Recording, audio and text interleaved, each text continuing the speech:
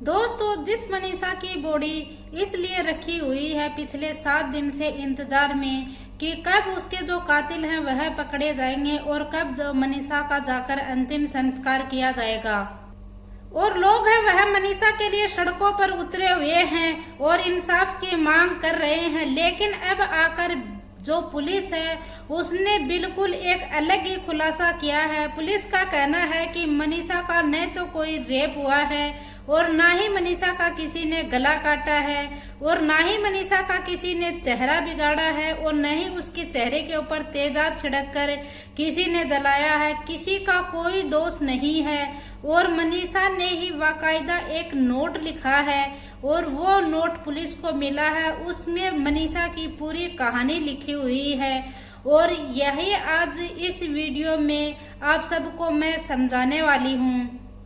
और इसमें जो कुछ भी किया है वह मनीषा ने स्वयं ही किया है और यह कदम मनीषा ने खुद ही उठाया है। मनीषा ने यह क्यों किया है, किस लिए यह कदम उठाया है और एक बाकायदा यह नोट भी मिला है। और यही सब कहानी आज मैं इस वीडियो में मैं आपको समझाने वाली हूँ कि आखिरकार जब 11 अगस्त को मनीषा गायब हुई थी तब से लेकर अब तक की मनीषा की बॉडी मिलने के बाद तक की जो पोस्टमार्टम रिपोर्ट हुई है तब तक क्या क्या हुआ है और अब क्या होने वाला है और अंतिम संस्कार उसका कब होगा और कितनी बार जो मनीषा का पोस्टमार्टम है वह हुआ है। आज की इस घटना को हम थोड़ा सा शुरू से जानने की कोशिश करते हैं। नमस्कार, राधे राधे, जय श्री कृष्णा। दोस्तों, मैं पूजा आज जो आपके सामने मैं सच्ची घटना लेकर आई हूँ यह सच्ची घटना है हरियाणा प्रदेश की और हरियाणा प्रदेश का ही एक जिला लगता है भिवानी जिले की और भिवानी जिले में ही एक गांव लगता है। गांव का नाम है लक्ष्मण की डाणी और वही की रहने वाली है लड़की मनीषा। और ये मनीषा है यह सिंगानी के एक गांव लगता है सिंगानी और उस गांव सिंगानी के यह प्ले स्कूल में एक टीचर थी। और साथ ही ये जो मनीषा है यह अपने सपनों को साकार करने के लिए यह बीएससी नर्सिंग में एडमिशन लेने के लिए जिस प्ले स्कूल में यह पढ़ाती थी उस प्ले स्कूल से लेकर यह जहां बीएससी नर्सिंग में एडमिशन लेने जा रही थी वहां पर यह अपना एडमिशन फॉर्म भरवाने के लिए गई थी। और मनीषा जो है वह इस प्ले स्कूल में बच्चों को पढ़ाने के बाद स्कूल खत्म होने के बाद यह जो टैक्सी वाला भैया है जो कि वैन में लेकर बच्चों को आता है उसी वैन में मनीषा स्कूल में जाया करती थी बच्चों को पढ़ाने के लिए और उसी वैन से घर पर वापस आया करती थी। लेकिन मनीषा ने उस जो वो वैन वाला भैया उसे कहती है कि आज मैं मेरा जो बीएससी नर्सिंग का फॉर्म है वो भरवाने के लिए जाऊंगी, इसीलिए आप चले जाओ, मुझे थोड़ा टाइम लगेगा। तो वह जो भैया है उसके साथ वह चला जाता है अपनी वैन लेकर और मनीषा है वह बीएससी नर्सिंग का जो फॉर्म है वह भरवाने के लिए उस नर्सिंग कॉलेज में जाती है। और फिर शाम के 5 बज जाते हैं, 6 बज जाते हैं। इसी बीच जो मनीषा के घर वाले हैं वह मनीषा को फोन करते हैं और जो मनीषा के फोन से 1 या 2 बार मनीषा के घर वालों को मनीषा के जो पापा हैं संजय उसके फोन के ऊपर एक बार मनीषा का फोन आया था। उसने अपने पापा को यह भी बताया था कि मैं जो मेरी बीएससी नर्सिंग का फॉर्म भरवाने के लिए जा रही हूँ। उसके बाद मनीषा के पापा के ऊपर एक लास्ट बार मिस कॉल आई थी मनीषा की। उसके बाद से मनीषा का फोन था वह लगातार स्विच ऑफ आ रहा था और उसके घर वाले थे वह बार बार मनीषा को कॉल कर रहे थे लेकिन जो उसके नंबर था वह लगातार बंद आ रहा था। और फिर घर वाले हैं वह मनीषा को पूरी रात भर खोजते हैं, इधर से उधर खोजते हैं और पुलिस वाले हेल्प के लिए डायल 112 नंबर पर भी कॉल किया था।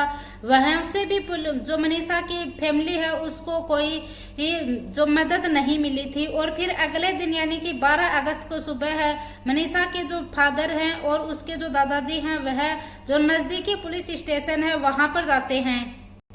जब मनीषा के पापा और मनीषा के जो दादाजी हैं वह नजदीकी पुलिस स्टेशन में जाते हैं तो वहां के जो एसपी होते हैं वह मनीषा से ऐसा जो मनीषा के पापा हैं उससे पूछते हैं कि आपकी बेटी की उम्र क्या है। तो जो मनीषा का पापा संजय है वह बताता है कि मेरी बेटी की उम्र 19 साल है। तो जो कोतवाल साहब है वह कहते हैं कि तुम्हारी बेटी है वह जवान हो चुकी है, क्या पता तुम्हारी बेटी किसी लड़की के साथ भाग भूग गई होगी। जब मनीषा के पापा ने यह बात अपनी बेटी के खिलाफ सुनी तो मनीषा के पापा को उसके संजय को उन पुलिस वालों के ऊपर बहुत ज्यादा गुस्सा आता है और वह कहता है कि मेरी बेटी बिल्कुल भी ऐसी नहीं है। और पुलिस वाले जो मनीषा के पापा हैं संजय, उसके साथ यह तक भी कह देते हैं कि तुम्हारी बेटी शादी कर कर 1-2 दिन में घर आ जाएगी और तुम घर पे चले जाओ, अपनी शादी की बेटी की जो शादी है उसके कार्ड बंटवाने शुरू कर दो। लेकिन जो मनीषा का पापा है संजय, वह इस बात को मानने के लिए तैयार नहीं था। वह पुलिस वालों का विरोध करता है और कहता है कि मेरी बेटी ऐसी बिल्कुल भी नहीं थी, वो पढ़ने और पढ़ाने वाली थी, उसके सपने थे, वह अपने सपनों को साकार करना चाहती थी। और फिर यहाँ से जो मनीषा के पापा है उसको जो एसआई है वह मनीषा के पापा को यहाँ से भगा दिया जाता है। और फिर बाहर ही जो एक एसआई महिला होती है उसके पास जो मनीषा के पापा संजय, वह जाकर वहाँ उस महिला के साथ बात करता है, उससे बताता है कि ऐसा ऐसा मामला है और मेरी बेटी कल से घर पर नहीं आई है। फिर संजय को यहाँ से भी दुदकार दिया जाता है और कहा जाता है कि घर पे चले जाओ, तुम्हारी बेटी कहीं किसी के साथ भाग गई होगी, 1-2 दिन में आ जाएगी। और फिर यहाँ पर मनीषा का पापा वह फिर से घर पर आ जाता है। घर पर आने के बाद संजय और जो मनीषा के दादा है ये दोनों वो जो मनीषा की तलाश है वह जारी रखते हैं। और तभी यानी कि अगले दिन 13 अगस्त को मनीषा के पिता के पास खबर मिलती है कि जो गांव के पास में एक जंगल है, उस जंगल के पास एक नहर है और उस नहर के किनारे खेतों में ये एक डेड बॉडी पड़ी है। क्या पता वह डेड बॉडी मनीषा की ही हो। और जैसे ही ये खबर मिलती है कि एक डेड बॉडी पड़ी है यहाँ पर जिसकी गर्दन कटी हुई है और सूट सलवार उसने पहन रखा है, जैसे ही ये खबर मिलती है तो पूरे गांव की जो भीड़ है देखने के लिए वहां पर उमड़ जाती है। और फिर मनीषा के पिता है वह भी वहां पर चला जाता है और देखते हैं कि जो नीचे का शरीर है मनीषा का वह तो पूरी तरह से सही था, और लेकिन जो उसका चेहरा था वह पूरी तरह से जैसे कि किसी ने तेजाब डालकर उसके चेहरे को जला दिया हो। और फिर यहाँ पर तुरंत पुलिस को सूचना दी जाती है और पुलिस मौके पर पहुंच जाती है। और यहाँ पर जो गांव के लोग थे उनमें आक्रोश था और साथ ही जो मनीषा का पिता संजय था उसमें भी आक्रोश था, क्योंकि उसने पिछले 2 दिन से पुलिस के चक्कर पर चक्कर लगा रहा था। पुलिस थी वह उसकी कोई सुनवाई नहीं कर रही थी। और फिर तुरंत यह बात गांव वालों को पता चल जाती है कि जो 11 अगस्त को जो मनीषा के पिता संजय है वह भी थाने गया था और 12 अगस्त को भी संजय थाने गया था, लेकिन जो मनीषा का पिता संजय है उसको थाने से दुदकार कर निकाल दिया गया था। और गांव वाले हैं वह यहाँ पर धरना प्रदर्शन शुरू कर देते हैं और पुलिस पर यहाँ पर पथराव होता है, धरना प्रदर्शन होती है, लेकिन पुलिस है यहाँ पर लाठी चार्ज कर बॉडी है वह तो यहाँ से ले जाती है। और दूसरी तरफ यह खबर सीएम तक भी पहुंच जाती है और जो हरियाणा के सीएम है नायब सिंह सैनी और उस तक यह खबर पहुंच जाती है और उसे पता चलता है कि ऐसे ऐसे पुलिस के साथ आपस में झड़प हो रही है और एक लड़की है मनीषा, उसकी बॉडी मिली है जो कि 11 अगस्त को गायब हुई थी घर से। और फिर यहाँ पर तुरंत जो सीएम है नायब सिंह यह तुरंत एक्शन लेते हैं और वहां पर जो एसपी थे मानवीर सिंह उसका ट्रांसफर कर दिया जाता है और फौरन जो थाना है एसआई और जो महिला एसआई थी और इनके साथ 3 सिपाही थे इनको भी मौके के ऊपर सस्पेंड कर दिया जाता है। और साथ ही जो मनीषा के परिवार वाले हैं उनका कहना है कि पुलिस है वह उनकी बात नहीं सुनी थी, उन्होंने कोई कार्रवाई नहीं की है। और जो मनीषा के परिवार वालों से जो सीएम साहब है अब उनकी भी बातचीत होती है और वह कातिलों को पकड़ने की दिन प्रतिदिन डिमांड करते जा रहे हैं। और जो मनीषा की डेड बॉडी मिली थी उसका चेहरा था वह पूरी तरह से जला हुआ था और जो गला था वह भी उसका काटा गया था।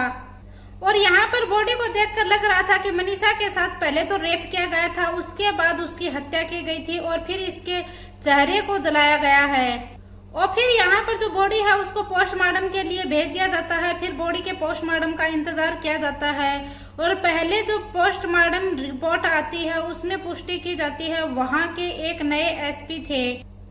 एसपी सुमित कहता है कि इस जो ये पोस्टमार्टम रिपोर्ट आई है इसमें सबसे पहले एक खुलासा करता है कि मनीषा के साथ कोई रेप नहीं हुआ है।